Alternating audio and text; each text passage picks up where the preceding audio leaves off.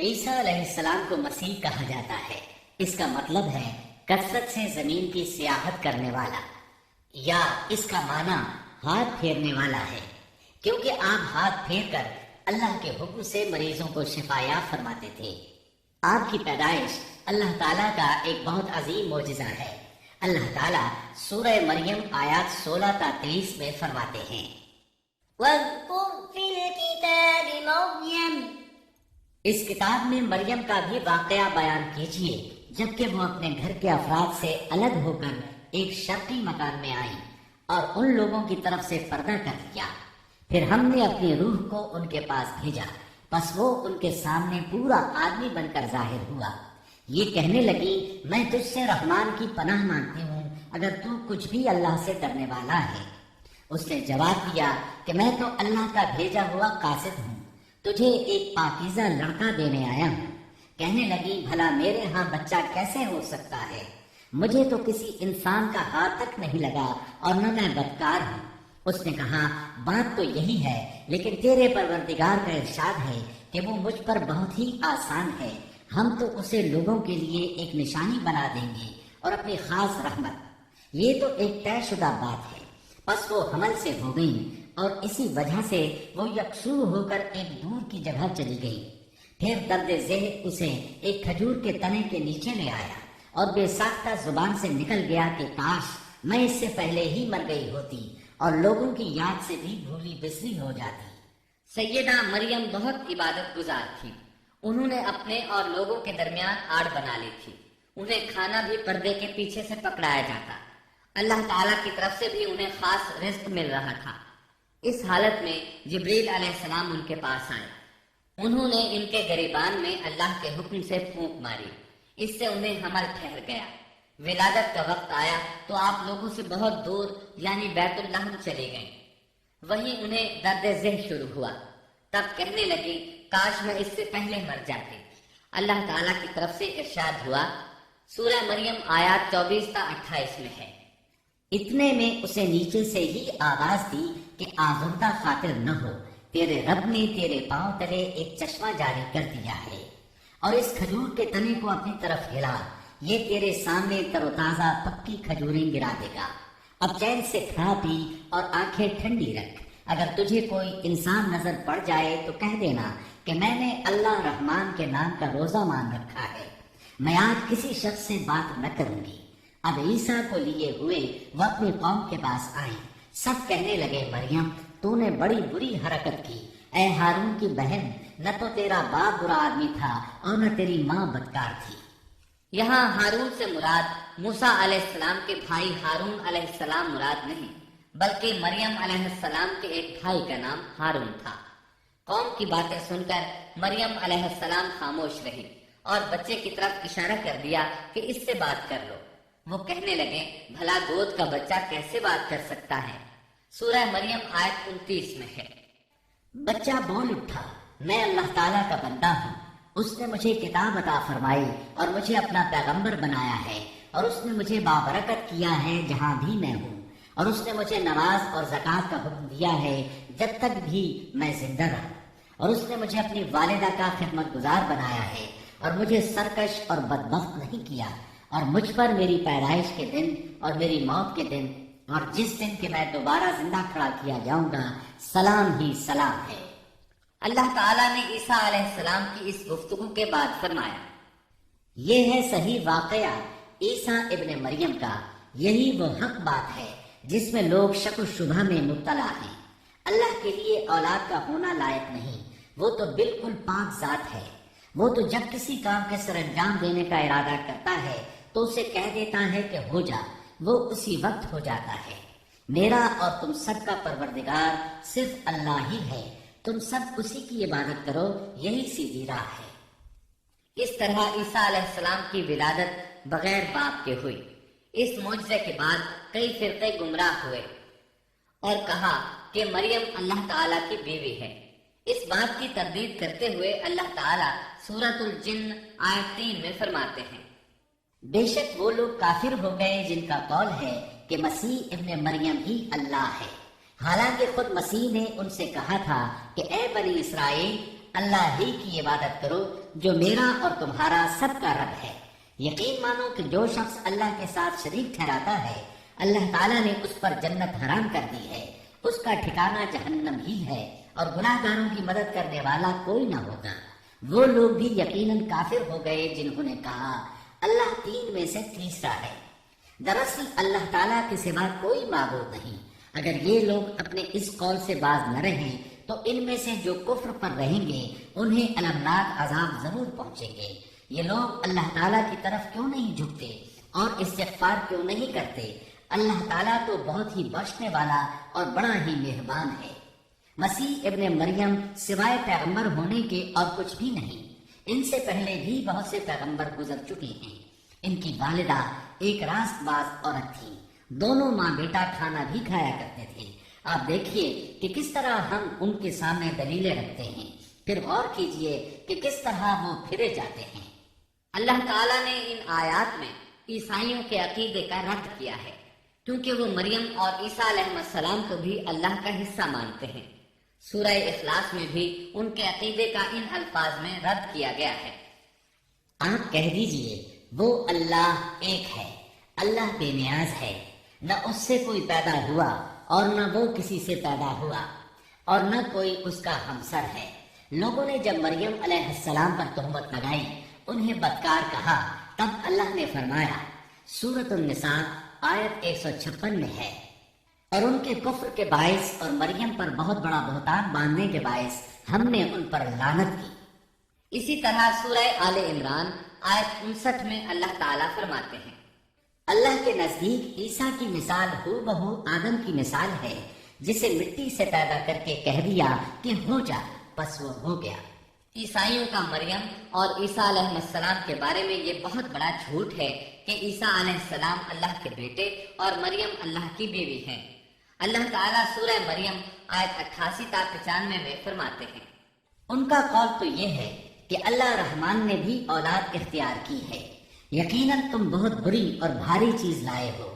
قریب ہے کہ اس بہتان کی وجہ سے آسمان پھٹ جائیں اور زمین شق ہو جائے اور پہاڑ ریزہ ریزہ ہو جائیں کہ وہ رحمان کی اولاد ثابت کرنے بیٹھیں۔ شان رحمان کے لائق نہیں کہ وہ اولاد رکھے۔ آسمانوں اور زمین میں جو بھی ہیں سب کے سب اللہ کے غلام بن کر ہی آنے والے ہیں۔ ان سب کو اس نے گھیر رکھا ہے اور سب کو پوری طرح گن بھی رکھا ہے۔ یہ سارے کے سارے قیامت کے دن اکیلے اس کے پاس حاضر ہونے والے ہیں۔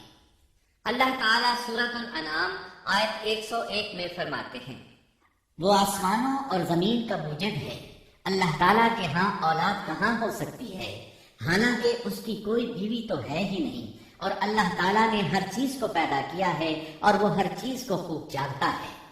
اسی طرح اللہ تعالیٰ سورۃ الزخرف آیت 81 میں فرماتے ہیں، آپ کہہ دیجئے کہ اگر بالفرض رحمان کی اولاد ہوتی تو میں سب سے پہلے عبادت کرنے والا ہوتا۔ مطلب یہ کہ تم بغیر کسی دلیل کے ایسی بات کہے جا رہے ہو۔ عیسیٰ علیہ السلام پرورش پاتے رہے، آپ کی پرورش بیت اللحم میں ہوئی۔ آپ نے بچپن ہی میں کافی علم حاصل کر لیا، کیونکہ آپ کو اور آپ کی والدہ کو اللہ تعالیٰ نے جہان والوں کے لیے اپنی قدرت کی نشانی ٹھہرایا ہے۔ اللہ تعالیٰ سورۃ المومنون آیت 50 میں فرماتے ہیں، اور ہم نے ابن مریم اور ان کی والدہ کو ایک نشانی بنایا اور ان دونوں کو بلند اور صاف قرار والی اور جاری پانی والی جگہ میں پناہ دی۔ علماء کہتے ہیں کہ مریم علیہ السلام بیت اللحم سے بیت المقدس کی طرف منتقل ہو گئی۔ بیت المقدس کے پاس ایک اونچی جگہ تھی، اس میں پانی کا چشمہ بھی تھا اور پھل بھی تھے۔ عیسیٰ علیہ السلام بڑے ہو گئے، ان میں علم و حکمت اور اصلاح کی علامات واضح ہو رہی تھیں، لیکن ابھی تک آپ کو نبوت نہیں ملی تھی، یہاں تک کہ آپ کی عمر 30 سال ہو گئے۔ تب اللہ تعالیٰ نے آپ کو انجیل عطا فرمائی۔ اس کے بعد آپ نے اللہ کے رسول کی حیثیت سے دین کی دعوت شروع کی۔ اللہ تعالیٰ سورۃ المائدہ آیت 46 میں فرماتے ہیں، اور ہم نے ان کے پیچھے عیسیٰ ابن مریم کو بھیجا جو اپنے سے پہلے کی کتاب تورات کی تصدیق کرنے والے تھے، اور ہم نے انہیں انجیل عطا فرمائی جس میں نور اور ہدایت تھی، اور وہ اپنے سے پہلے کی کتاب تورات کی تصدیق کرتی تھی اور پرہیزگار لوگوں کے لیے سراسر ہدایت اور نصیحت تھی۔ اکثر مفسرین کا اس پر اتفاق ہے کہ عیسیٰ علیہ السلام کو 30 سال کی عمر میں انجیل عطا کی گئی، ساتھ ہی اللہ تعالیٰ نے انہیں عظیم معجزات عطا فرمائے۔ سورہ آل عمران آیت 48 اور 49 میں اللہ تعالیٰ فرماتے ہیں، اور اللہ اسے لکھنا اور حکمت اور تورات اور انجیل سکھلائے گا، اور وہ بنی اسرائیل کی طرف رسول ہوگا کہ میں تمہارے پاس تمہارے رب کی نشانی لایا ہوں۔ میں تمہارے لیے پرندے کی شکل کی طرح مٹی کا پرندہ بناتا ہوں، پھر اس میں پھونک مارتا ہوں تو وہ اللہ تعالیٰ کے حکم سے پرندہ بن جاتا ہے، اور اللہ کے حکم سے میں مادرزاد اندھے کو اور کوڑھی کو اچھا کر دیتا ہوں، اور مردے کو جلا دیتا ہوں، اور جو کچھ تم کھاؤ اور جو اپنے گھروں میں ذخیرہ کرو میں وہ تمہیں بتا دیتا ہوں۔ اس میں تمہارے لیے بہت بڑی نشانی ہے اگر تم ایماندار ہو۔ اس طرح عیسیٰ علیہ السلام بنی اسرائیل کی طرف مبعوث ہوئے۔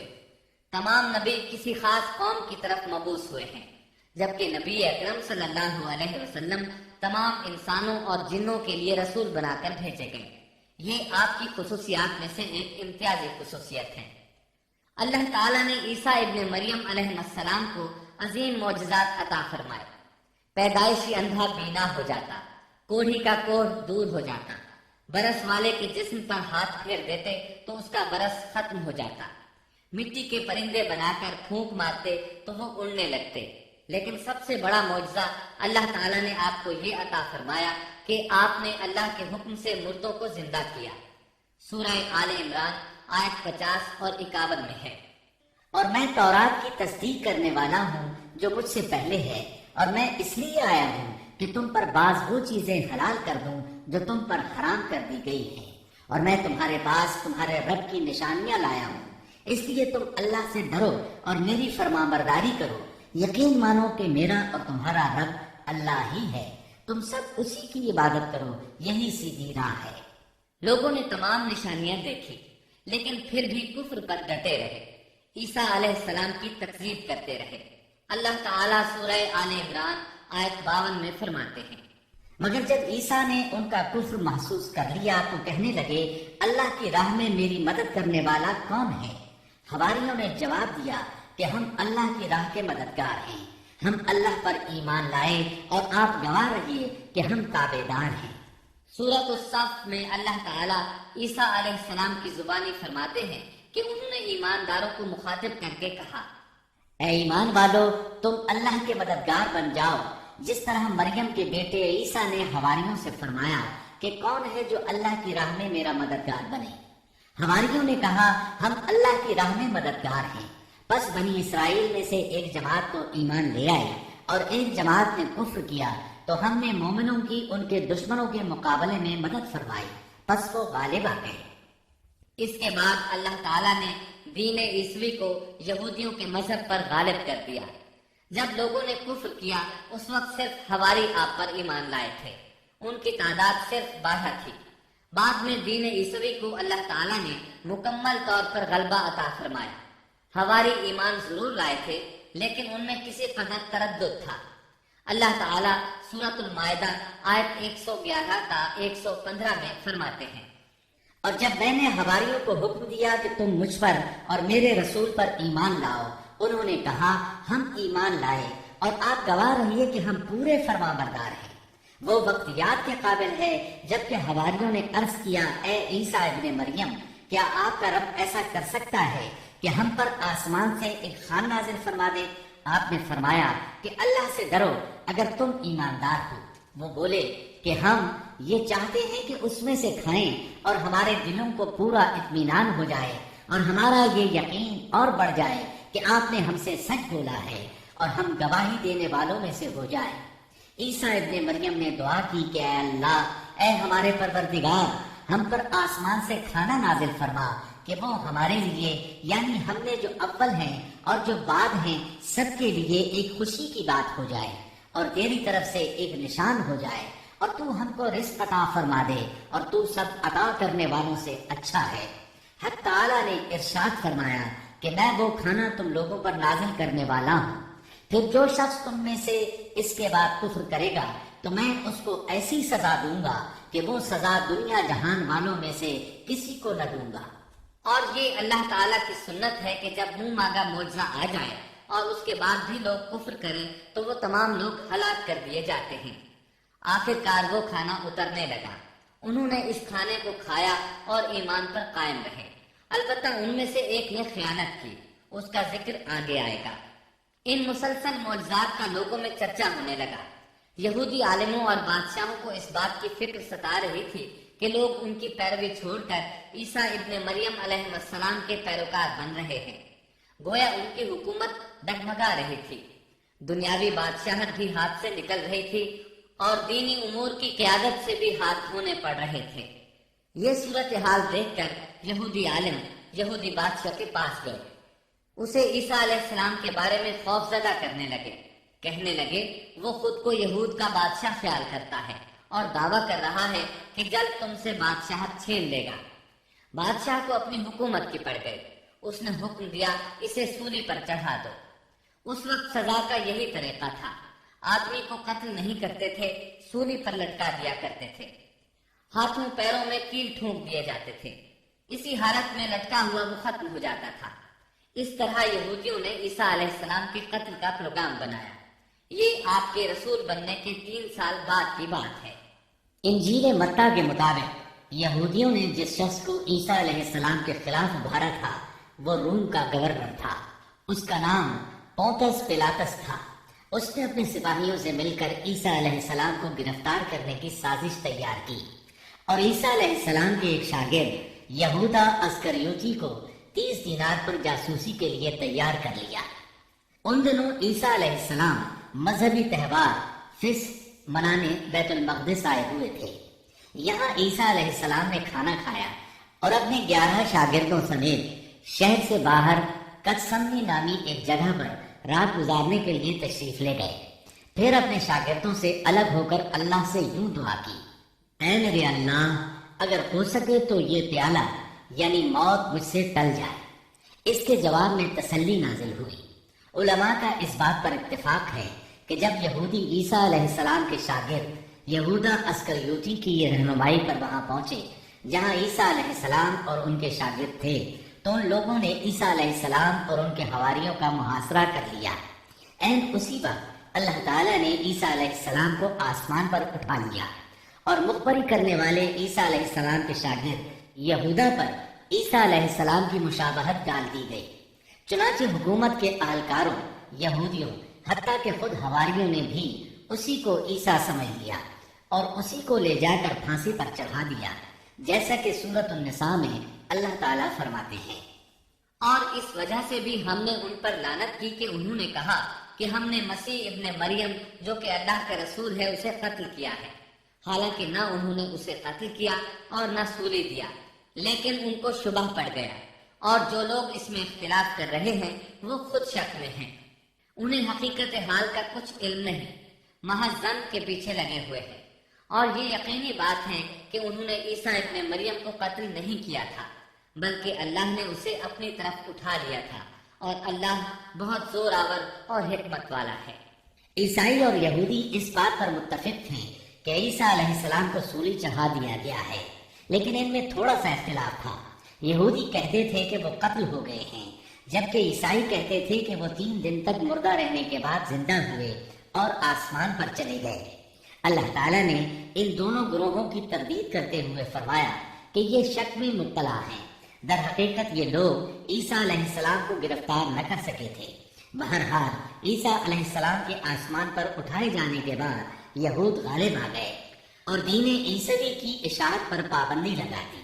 البتہ خفیہ طور پر لوگ اس دین سے آگاہی حاصل کرتے رہے اور یہ سلسلہ 240 سال تک یوں ہی چلتا رہا، یہاں تک کہ ایک بادشاہ نے عیسائی مذہب قبول کر لیا۔ وہ ملک روم کا بڑا بادشاہ تھا۔ اس وقت دین عیسوی خوب پھیلا، لیکن اس بادشاہ نے دین میں شرک والے کچھ طریقے شامل کر دیے۔ ایک روایت کے مطابق وہ 240 سال تک توحید پر قائم رہے۔ یہ بادشاہ قسطنطنیہ پہنچا، وہاں عیسوی مذہب کو اپنے اقوال کے ساتھ زندہ کرنا چاہا۔ اس بادشاہ نے علماء، درویشوں اور پادریوں کو منتخب کیا۔ اس وقت ظاہری اور واضح کفر کے دروازے کھل گئے۔ پھر عیسائیوں کے 3 فرقے بن گئے۔ ایک کہنے لگا ہمارے درمیان اللہ نے اپنی مرضی کے مطابق کچھ عرصہ قیام کیا، پھر آسمان پر چلا گیا۔ ان لوگوں کو یعقوبیہ کہتے ہیں۔ دوسرے گروہ نے کہا ہمارے درمیان اللہ کے بیٹے نے جب تک چاہا قیام کیا اور پھر اللہ نے اسے اپنی طرف اٹھا لیا۔ انہیں نستوریہ کہتے ہیں اور ان کی کثرت ہوئی۔ اکثر نصارہ کا یہی عقیدہ تھا۔ اور تیسرا فرقہ کہنے لگا ہمارے درمیان اللہ کی منشا کے مطابق کچھ عرصے تک اللہ کا بندہ اور اس کا رسول رہا، پھر اسے اللہ نے اپنی طرف اٹھا لیا، اور یہی لوگ در حقیقت مسلمان تھے۔ انہیں موحدہ کہتے ہیں۔ ان کی انجیل میں شرک اب تک نہیں پایا جاتا۔ ان کی انجیل کا نام انجیل برناباس ہے۔ نصارہ کا یہ فرقہ سب سے قلیل تعداد میں ہے۔ ابن عباس رضی اللہ عنہما کہتے ہیں ان دونوں فرقوں نے تیسرے فرقے پر دھاوا بول کر ان میں اکثر کو قتل کر دیا۔ پھر اسلام اسی طرح تنہا، غریب اور کمزور رہا، یہاں تک کہ رسول اللہ صلی اللہ علیہ وسلم کی بعثت ہوئی۔ اللہ تعالیٰ سورۃ الصف آیت 14 میں فرماتے ہیں تو ہم نے مومنوں کی ان کے دشمنوں کے مقابلے پر مدد کی، پس وہ غالب آ گئے۔ سورۃ النساء آیت 157 میں اللہ تعالیٰ کا فرمان ہے اور ان کے یوں کہنے کے باعث کہ ہم نے اللہ کے رسول عیسیٰ ابن مریم کو قتل کر دیا، حالانکہ نہ تو انہوں نے اسے قتل کیا نہ سولی پر چڑھایا، بلکہ ان کے لیے وہی صورت بنا دی گئی تھی۔ یقین جانو کہ عیسیٰ کے بارے میں اختلاف کرنے والے ان کے بارے میں شک میں ہیں، انہیں حقیقت حال کا کوئی علم نہیں ہے، وہ محض ظن کے پیچھے لگے ہوئے ہیں۔ اتنا یقینی ہے کہ انہوں نے اسے قتل نہیں کیا۔ اللہ تعالیٰ نے عیسیٰ علیہ السلام کو قیامت کی ایک نشانی قرار دیا۔ سورۃ الزخرف آیت 61 میں ہے، اور یقیناً عیسیٰ قیامت کی علامت ہے، بس تم قیامت کے بارے میں شک نہ کرو اور میری فرما برداری کرو، یہی سیدھی راہ ہے۔ قیامت کے قریب عیسیٰ علیہ السلام آسمان سے نازل ہوں گے، اور ان کا نزول اس بات کی علامت ہوگا کہ اب قیامت قریب ہے۔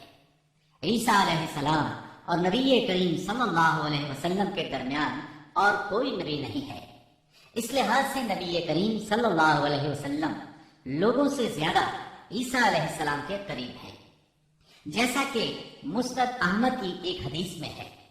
نبی اکرم صلی اللہ علیہ وسلم نے فرمایا انبیاء کرام سب ایک باپ کے بیٹے بھائی کی طرح ہیں، مائیں جدا جدا اور دین ایک ہے، اور تمام لوگوں سے زیادہ عیسیٰ کے نزدیک میں ہوں، کیونکہ میرے اور ان کے درمیان کوئی نبی نہیں ہے۔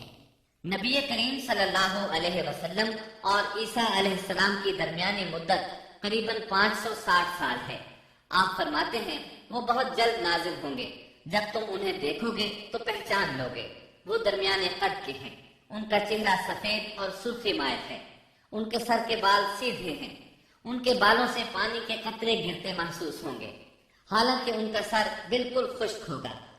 وہ مسجد دمشق کے سفید منارے پر اتریں گے، صلیب کو توڑ دیں گے، خنزیر کو قتل کر دیں گے، جزیے کو ختم کر دیں گے، عیسائیت سمیت تمام باطل دینوں کو ختم کر دیں گے، نصرانیت کی تمام علامات مثلا صلیب اور خنزیر کا خاتمہ کر دیں گے۔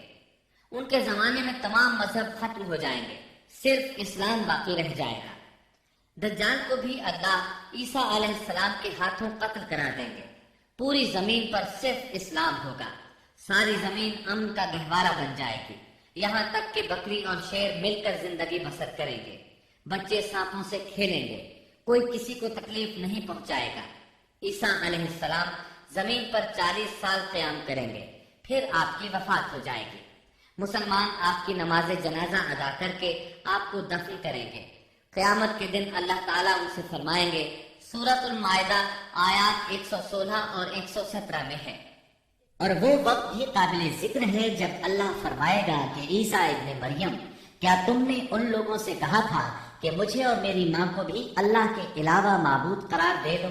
عیسیٰ عرض کریں گے کہ تو پاک ہے، مجھے کسی طرح لائق نہ تھا کہ میں ایسی بات کہتا جس کے کہنے کا مجھے کوئی حق نہیں، اگر میں نے کہا ہوگا تو تجھے اس کا علم ہوگا، تو میرے دل کے اندر کی بات بھی جانتا ہے، اور جو کچھ تیرے نفس میں ہے میں اس کو نہیں جانتا، تمام غیبوں کا جاننے والا تو ہی ہے، میں نے تو ان سے اور کچھ نہیں کہا مگر صرف وہی جو تو نے مجھے حکم فرمایا تھا کہ تم اللہ کی بندگی اختیار کرو جو میرا بھی رب ہے اور تمہارا بھی رب ہے۔ میں ان پر گواہ رہا جب تک ان میں رہا، پھر جب تو نے مجھے اٹھا لیا تو تو ہی ان پر نگران تھا اور تو ہر چیز کی پوری خبر رکھتا ہے۔ اللہ تعالی اہل کتاب کو مخاطب کر کے سورۃ النساء آیات 171 اور 172 میں فرماتے ہیں، اے اہل کتاب، اپنے دین کے بارے میں حد سے نہ گزر جاؤ اور اللہ پر بجز حق کے اور کچھ نہ کہو۔ مسیح عیسیٰ ابن مریم تو صرف اللہ کے رسول اور اس کے حکم ہیں جسے اس نے مریم کی طرف ڈال دیا تھا، اور اس کے پاس کی روح ہے۔ اس لیے تم اللہ کو اور اس کے سب رسولوں کو مانو اور نہ کہو کہ اللہ تین ہے۔ اس سے باز آ جاؤ کہ تمہارے لیے بہتری ہے۔ اللہ عبادت کے لائق تو صرف ایک ہی ہے اور وہ اس سے پاک ہے کہ اس کی اولاد ہو۔ اسی کے لیے ہے جو کچھ آسمانوں میں ہے اور جو کچھ زمین میں ہے، اور اللہ کافی ہے کام بنانے والا۔ سیدنا عیسیٰ علیہ السلام کو اللہ تعالیٰ نے کتاب انجیل عطا فرمائی تھی۔ یہ کتاب بس تورات ہی کی درست شکل تھی۔ مطلب یہ کہ سیدنا عیسیٰ علیہ السلام کی بنیادی تعلیم اگرچہ تورات کے مطابق تھی، لیکن یہودیوں نے تورات میں رد و بدل کر دیا تھا۔ اس لیے اللہ تعالیٰ نے سیدنا عیسیٰ علیہ السلام کو انجیل عطا فرمائی۔ سیدنا عیسیٰ علیہ السلام کو نبوت ملی تو آپ نے ان سب کی اصلاح کی کوششیں شروع کی۔ اس وقت کے یہودی بھی 4 طبقات میں بٹ گئے تھے۔ ان کے عقائد وہ نہیں رہے تھے جو موسیٰ علیہ السلام نے انہیں دیے تھے۔ آپ نے ان سب کے عقائد کا جائزہ لیا اور ان کی اصلاح کے لیے اپنی زندگی وقف کر دی، لیکن ان بدبختوں نے آپ کی باتیں ماننے سے یکسر انکار کر دیا۔ نہ صرف یہ کہ تعلیمات کا انکار کیا بلکہ آپ کے دشمن بھی ہو گئے۔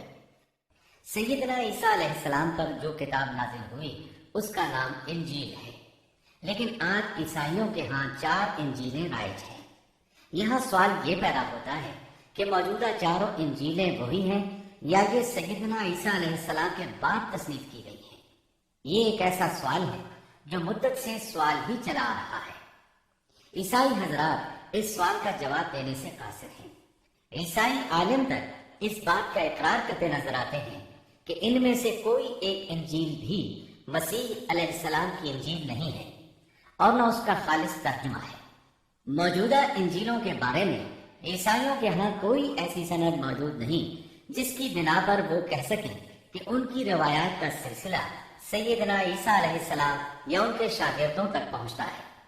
خود عیسائیت کی مذہبی تاریخ اس بات کی گواہ ہے کہ 1 صدی عیسوی سے 4 صدی عیسوی کے شروع تک عیسائیوں میں 21 سے زیادہ انجیلیں الہامی یقین کی جاتی تھیں، لیکن 325 عیسوی میں ان میں سے 4 کو منتخب کر کے باقی کو غیر مستند قرار دے دیا گیا۔ 4 انجیلوں کا یہ انتخاب بھی کسی تاریخی یا علمی بنیاد پر نہیں کیا گیا تھا، بلکہ اس کے لیے ایک طرح کی فال نکالی گئی تھی۔ اس فال کو الہامی اشارہ سمجھ لیا گیا تھا۔ ان 4 انجیلوں میں متی کی انجیل سب سے قدیم گنی جاتی ہے۔